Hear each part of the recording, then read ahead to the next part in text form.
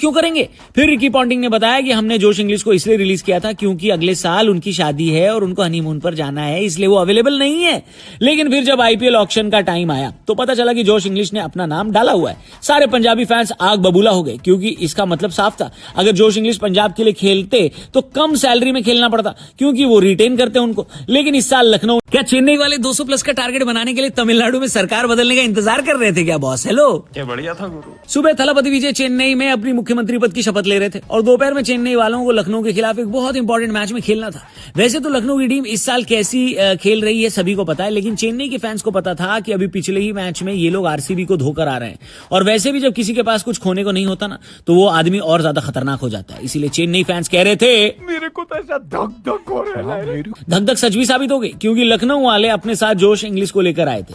Match में आगे बढ़ूं उससे पहले आपको एक बड़ी मस्त कहानी सुनाता हूं। जोश इंग्लिश पिछले साल पंजाब के लिए खेल रहे थे और बहुत अच्छा खेल रहे थे। फिर अचानक से पंजाब ने यह बताया कि उनको रिलीज कर दिया गया है। लोगों ने कहा कि अजीब बेवकूफ टीम है पंजाब की, इतने बढ़िया प्लेयर को आप रिलीज, ने उन्हें लगभग 9 करोड़ में खरीदा। पंजाब के फैंस ने कहा, तू पैसे के लिए बिक गया रे इंग्लिश, हमें नहीं चाहिए ऐसा इंग्लिश। इतनी इंग्लिश तो हम रात को 8 बजे के बाद बोल ही लेते हैं। लेकिन इतना आउटरीच देखने के बाद जोश इंग्लिश ने कहा कि भाई मैं सच में शादी कर रहा हूं, अब पूरा सीजन नहीं खेलूंगा, मैं मई में आऊंगा। लेकिन सबको पता था कि जोश इंग्लिश ने असल में क्या किया है। अब उनके अकाउंट में पैसा आ गया है। खैर, जोश इंग्लिश की कहानी मैंने आपको इसलिए सुनाई क्योंकि इंग्लिश फाइनली लखनऊ के लिए खेल रहे हैं पिछले 2 मैच से, और कल वाले मैच में तो पहली इनिंग में खाली वही हाईलाइट थे। उनकी बैटिंग देखकर लग रहा था कि गोयनका जी ने सिर्फ इसी आदमी को पैसे दिए खेलने के लिए, बाकी सबको तो फ्री में खिला रहे नहीं। लेकिन इंग्लिश ने वाकई में शुरू में चेन्नई के गेंदबाजों के धागे खोल दिए।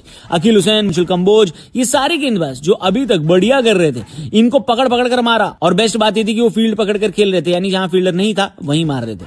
33 बॉल में 85 रन बनाकर जोश इंग्लिश ने चेन्नई फैंस को एक मिनी हार्ट अटैक तो दे ही दिया था। लेकिन जेमी ओर्टन जैसी बॉलिंग करने आए, उन्होंने एक ही ओवर में जोश इंग्लिश और ऋषभ पंत का विकेट लेकर लखनऊ को बैकफुट पर डाला। भाई साहब, वहां से लखनऊ उबर नहीं पाई, रिकवर नहीं कर पाई। आप सोचो, एक वक्त पर लखनऊ को 250 रन आसानी से बना लेने चाहिए थे, लेकिन ये लोग बड़ी मुश्किल से 204 का टारगेट दे पाए। टीम ने 2018 के बाद से अभी तक 200 प्लस का टारगेट बनाया नहीं था। संजू ने अच्छी शुरुआत दी, लेकिन जब वो आउट हुए तो लखनऊ वालों को लगा कि संजू को आउट करने के बाद तो चेन्नई आउट हो जाती है।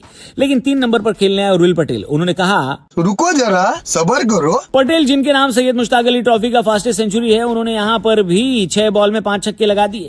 लखनऊ के कैंप में हड़कंप मच गया। एक वक्त पर उर्विल पटेल 8 बॉल पर 42 बनाकर खेल रहे थे, यानी 10 बॉल पर अपनी हाफ सेंचुरी पूरी कर लेते और युवराज सिंह की फास्टेस्ट T20 हाफ सेंचुरी का रिकॉर्ड तोड़ देते। लेकिन उन्होंने 13 बॉल में हाफ सेंचुरी लगाई, जो कि आईपीएल की जॉइंट फास्टेस्ट हाफ सेंचुरी है।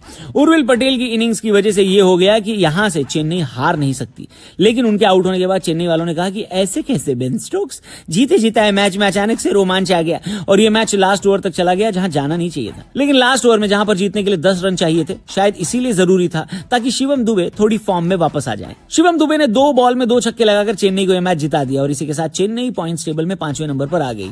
जिन लोगों ने उर्विल पटेल की पारी देखी, कमेंट करके बताना कैसी लगी। फिलहाल हम दूसरे मैच पे शिफ्ट हो जाते हैं। थोड़ी लंबी वीडियो रहेगी, लेकिन कल दोनों मैच बहुत बेहतरीन थे, इसलिए दोनों पर बात करनी जरूरी है। मुंबई वर्सेस आरसीबी, यानी रोहित वर्सेस कोहली, जहां पर रोहित की टीम पहले बैटिंग करने आई। रोहित शर्मा पिछले मैच में टीम में वापस आए थे, फॉर्म में भी वापस आए थे। यहां पर भी उन्होंने शुरुआत अच्छी दी, 10 बॉल में 22 बनाए। लेकिन भुवनेश्वर कुमार भाई के सामने आते ही इस आईपीएल में सारे बल्लेबाजों की बोलती बंद हो जा रही है भाई। एक बार फिर भुवनेश्वर कुमार भाई क्लच साबित हुए। लोग बोल रहे हैं कि अब कमबैक करवा दो भाई इनका इंडियन टीम में। 2027 का वर्ल्ड कप साउथ अफ्रीका में है, वहां पर तो ये बंदा कहर ढा देगा। कहर है कि नहीं? भुवनेश्वर कुमार की स्पेल की वजह से मुंबई शुरू से बैकफुट पर रही। तिलक वर्मा और नमनदीर की पार्टनरशिप की वजह से मुंबई ने इस मैच में ठीक ठाक रन बनाए। 166 इस पिच पर मेरे हिसाब से सही थे, वो भी तब जब आपके पास बुमराह जैसा बॉलर हो।